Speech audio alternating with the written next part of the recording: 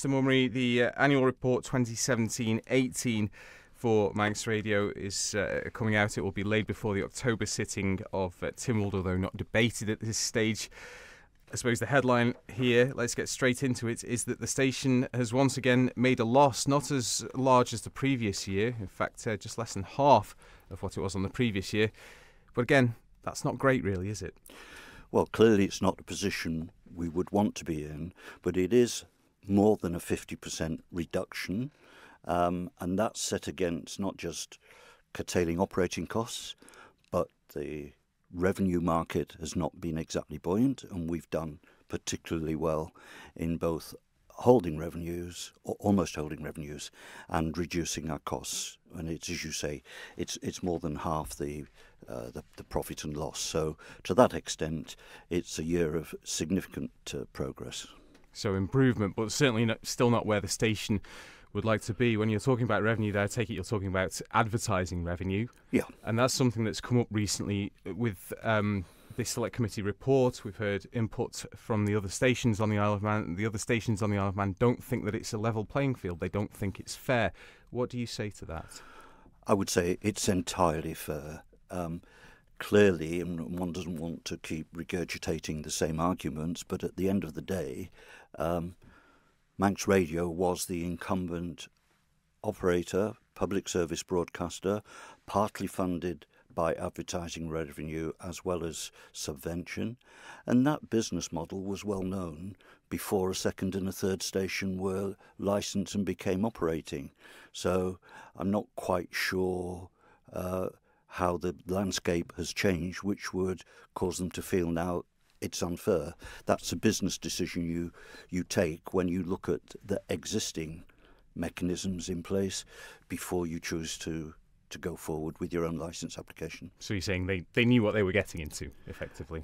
Yeah. And I think that over a decade, clearly we're all subject to the same external changes and influences, and we simply have to manage our businesses. The big difference between us, without question, is that we are the public service broadcaster with all that entails. And yes, we have a subvention, but our annual report clearly demonstrates that the proportion of our total broadcasting and the costs associated with what the nation, what our government would consider to be PSB, and indeed that's part of the remit of the report that's currently being produced, they are not things that are in any way expected of or attempted by the other licence operators. So one has to be careful of comparing like with like. And I've said in my evidence to the Select Committee that we have two other operators who I think are of a high standard in what they do. But what they do, and I don't mean this in a disparaging sense, what they do is a quality product, but it is in effect an electronic jukebox, and you cannot make comparisons between the costs of producing the TT, Tynwald Day, the proceeds of Tynwald, any of those things set against any other broadcaster that is neither required nor attempts to cover those events. Let's look at the subvention itself, because this is something that is often used as something of a stick to beat Manx Radio with. We hear repeatedly that how can government justify giving Manx Radio £850,000 per year when there are many other aspects within the public sector that are struggling or are facing cuts? This is something that has gone on for years and years and years.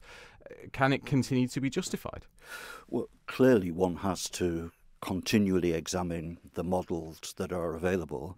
First of all, slight correction, the figure for the public service broadcast subvention is 875k and has been for a number of years. But when one says that it is gifted, it's given to Manx Radio, in reality, I'm quite clear, it is a partial contribution to those costs associated with producing the whole remit of programmes which, consciously or unconsciously, as a nation, as I said, as a government, we regard as sacrosanct and worthy and requiring of coverage as a public service broadcaster. So there's no gifting, it is a partial contribution to the costs of producing all of that range of programming. And as you will know, we have a license condition that says we have a 60-40 split in terms of voice. So I'm in no way being ambivalent that, yes, we have a modest loss this year of £30,000, offset against 80,000 plus last year. I'm not at all ambivalent about that, but one really has to analyse all of the output which reasonably one would regard as public service broadcasting and say, is it value for money? Is it time to look at how we define PSB content? However that is done, if we regard it as important as a nation, it has to be paid for. Well, I was going to say, I mean, is it simply a case that in this day and age it's something that's nice to have, but it's not necessarily necessary? Oh, I would be very cautious that we did not fall into the trap, not as Manx Radio, as a company of which I happen to be chairman and therefore being precious about, but it could so easily fall into the ambit of be careful what you wish for, and one would only value it when it's not there. Let's take a look at another area which has come up. I think this was more in the interim report from Tynwald, but I think it's something worth mentioning, particularly when we're talking about finances. That report spoke about the management here at Manx Radio and the management structure, and there was the impression given that it was too many chiefs, not enough Indians. I mean, the managing director is due to leave at the end of this year. He was in fact due to leave in September. Should Manx Radio be replacing that managing director, or should they be dividing his responsibilities among the remaining members of the management, effectively cutting management to an extent? The rest of the station, all the other departments in the station have seen cuts over the years. Management hasn't. And I think that's something that's been picked up on, not just by the select committee, but by people out there as well. What do you say to that? What I would say is clearly Mr. Anthony Pugh has given 14, 15 years of service. And he's to be commended for that. When that role becomes vacant, it would be completely disingenuous to think we are simply going to go out and attempt to replace like with like, that we're not going to use the opportunity to revisit and restructure. What one has to, though, bear in mind is the role of Managing Director of Manx Radio when he joined the station some 14 years ago, and how it sits today in terms of things like the level of external communication, external contact. I don't mean broadcasting, I mean dealing with things like freedom of information, GDPR requests, questions from the House. There is an awful lot of overhead in dealing with those sort of demands on our management time, and one has to say, is there a better, more efficient, less costly way of dealing with it? And the one assurance I can give you, and through you, the audience, is that we're not sleepwalking into how we go about fulfilling that role, or indeed taking an opportunity to revisit and restructure. Perhaps say a word about the interim report. First of all, I welcome it. Secondly, it's right to say we were disappointed in some of the conclusions, but it is an interim report, and we have been given the opportunity to make a further contribution and a further input, and we have done that. If I have a concern at all about the structure of the exercises, for the first time in what has been a long string of these reports, and the most recent one was Myers in 2014, concerns me that we have gone down a route this time of not involving an independent professional expert, and that may not serve any of the stakeholders well. I think often what happens with an independent person when they come in, like John Myers, though, the report that's produced at the end is then cherry-picked by government anyway. They take out the bits that they like and they discard the bits that they don't like, so they don't fully follow the advice that's given to them anyway.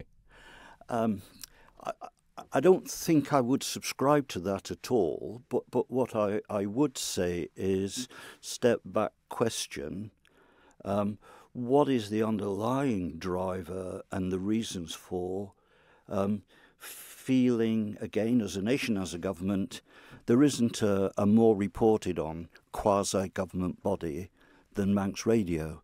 It's just something that seems to go into the calendar with a frequency which would suggest that we either are not comfortable with the outputs that we've received before, or we're not responding well. And I'm perfectly open-minded, look forward to the final report, look forward to seeing how it's debated in the House, and we will go from there. But learn lessons we must. There is no possible way in the 21st century one can take the stance that we're doing everything right and nothing has to change. That isn't the way life in general is, and it's certainly not the way business is. But what I'm very anxious to do is use it as an opportunity for the populace as a nation and our government to step back and say, what do we mean by public service broadcasting? Perhaps we should redefine it, perhaps we should quantify it, but then you've got to bring back in a cost element and be mindful always that the money, for as long as the station is partially funded by commercial revenue and this thing called subvention, we are trying to strike a balance between the needs of the nation, the public purse, the value to our society and the democracy of public service broadcasting, and getting best value for money. But there is always a tension, and there will always be a tension along the lines of commercial revenue is finite. It was finite 15 years ago. There has been very little growth in the advertising cake over those years. All we've done is divide it into 3 slices. Right? So there's a limit to how much you can grow commercial revenue, or should. There is debate that says, should we be commercially funded at all?